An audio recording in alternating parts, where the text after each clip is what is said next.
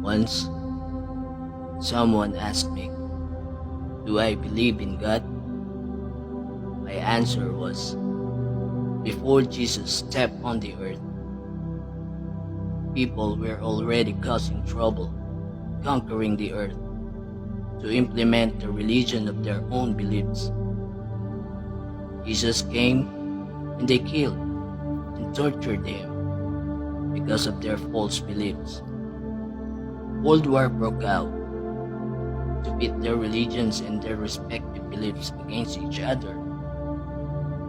Until now, every nation has been in turmoil, not only to seize lands and countries, but also to enforce the religions they believe in.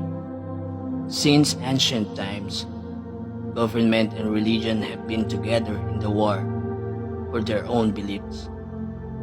Have you thought about it? Where do the beliefs of each country and person come from? If there are people who do not believe in God, even people who say they don't believe in God are saying the opposite. Why would they say they don't believe in God if they don't? Call me a philosopher, but for me, it's true. You don't say something that doesn't exist, right?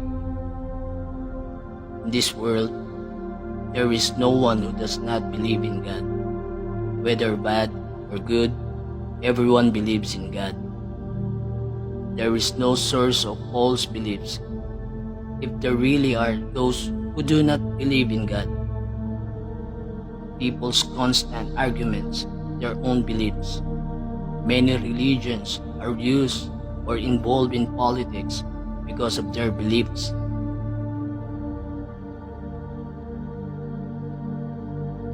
For me, even though we may have different ways of accepting and believing, we are all children of God, no matter how many times you deny it.